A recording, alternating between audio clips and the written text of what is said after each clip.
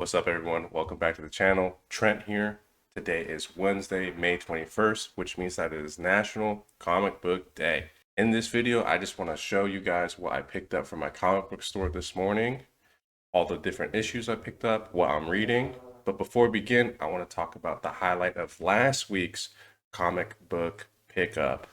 Battle Beast #1 by Robert Kirkman and art by Ryan Ottley and Annalisa Leone.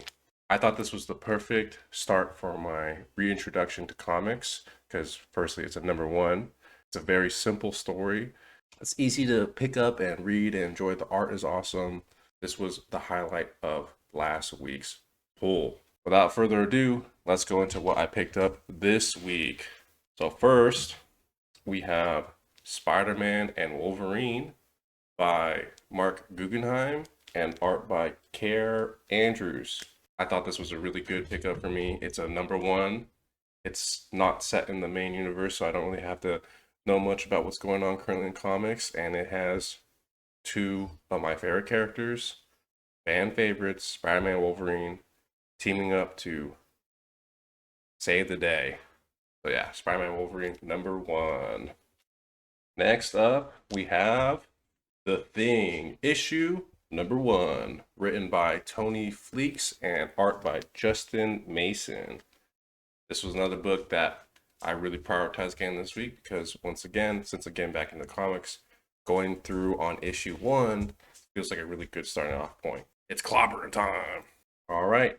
And next up, continuing the trend of issue 1s that I picked up, we have The Vision and the Scarlet Witch, written by Steve Orlando and art by Lorenzo Tameta. I'm a big fan of the WandaVision series, and this seemed like something that was right up my alley. Again, it's another issue 1, something I can get in, not really having to know much. So I'm very excited to see this story unfold. Next up, we have The Ultimates #12 by Denise Camp and art by Juan Frigeri. Now, I know this isn't issue 1, this is issue 12, but I have been keeping up with this series. Kind of like my logic for a lot of this stuff. I love the Ultimate Universe because it's completely different origin stories. So, starting from issue 1 of the Ultimates, I was able to get into it really easily. And the story has been slowing down a little bit, but I'm hoping that it picks back up in this issue. This is my last Marvel book. We got The Incredible Hulk #25 by Philip Kennedy Johnson and art by Nick Klein. Really, the only reason I picked up this book was for this cover and the promise of a Hulk versus Thor matchup. It's a classic matchup. I love seeing these two go at it, so I'm super excited to see how this unfolds in this issue.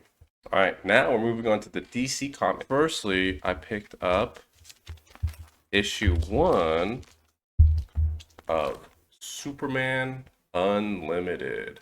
I really wanted to get into this series because of the Superman movie coming up. I haven't really read a whole bunch of Superman. So once again, this seemed like a really good starting off point. Issue 1, this is written by Dan Slott and art by Rafael Albuquerque. I know a little bit about this story already. I'm interested to read up on this because I know that Dan Slott is mostly known for writing Spider-Man books. But yeah, Superman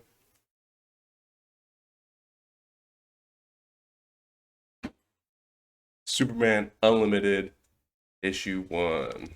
And then I also picked up Absolute Superman issue 7. I think this came out last week. I read a little bit about Absolute Superman. So this one I think is all about Brainiac, so I wanted to pick up this one. And then I also picked up Absolute Batman issue 8. I think they're starting the Mr. Freeze storyline in this. I've yet to read it, but I'm very excited to dig into these. And continuing on with the Absolutes, I picked up issues 1 and 2 of the Absolute Flash.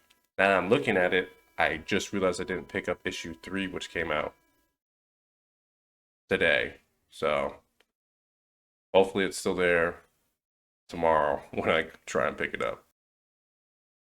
I got it. And you know I'm not leaving that store empty-handed, so I got this and some other stuff too. Check it out. Absolute Batman #6, story by Scott Snyder and art by Nick Dragotta. G.I. Joe issue 1. So I actually have been reading this series. I started reading them because I heard that it's set in the same universe as the Transformers series, which I really enjoy. So I got issue 1. I also got issue 2, got issue 3, issue 4, and issue 5. I also saw this Energon Universe, also by Joshua Williamson. This looks like it's just straight up a crossover between all the different comic lines going on right now in the Energon universe. So I picked it up. Very excited to check this out. From Marvel, I picked up Ultimate Wolverine #5. I really enjoy this series. I've been telling my friends about it actually.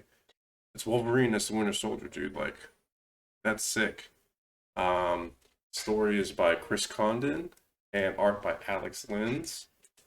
Probably one of my favorite Ultimate storylines going on right now, other than the Ultimates and Ultimate Spider-Man. This is up there. This is top 3 for sure for me. Daredevil, Cold Day in Hell.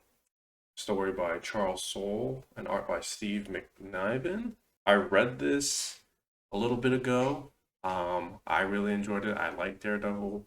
I like this like alternate, like dystopian timeline. Like an old man Daredevil. Very gritty and dark, and it's cool to see someone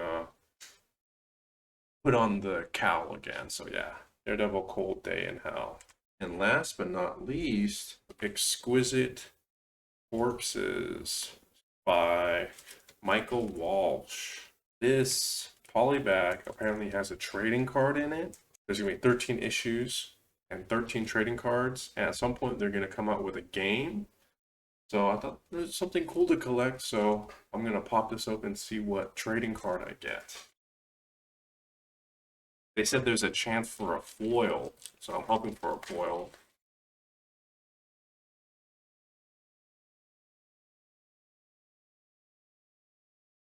Oh, this is the cover. I'm super excited about this book. It sounds really cool. Here is the card. All right. From Mad Cave Comics, we have What Happened to the Crimson Justice by Frank Tieri and Inaki Miranda. I picked this one up because I want to diversify. I don't want to just be a Marvel DC kind of guy. I think it's about retired superheroes coming out of retirement. I love that type of story, so this seemed right up my alley. So I picked up What Happened to the Crimson Justice, issue 1. Next up, from Dark Horse Comics, I picked up Robo-Wolf #1 by Jake Smith.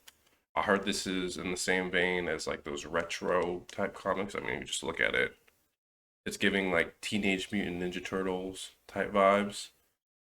I have no idea what this is about, but it seemed really interesting. Another issue 1. I had to pick it up.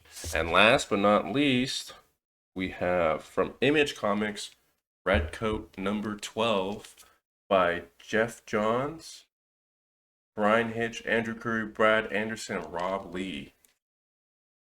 I'm a big fan of alternate history, and if you guys like that type of stuff, I would suggest this one. I've read the first like 6 issues of it. It's very interesting. I think it's so campy at times, but it's a very interesting story for those who are fans of alternate history. All right, that wraps it up for today, guys. Make sure to leave a like, subscribe, and hit that notification button so you don't miss next week's video when I show you guys what I pick up. Hope you guys enjoyed. Have yourselves a week. Peace.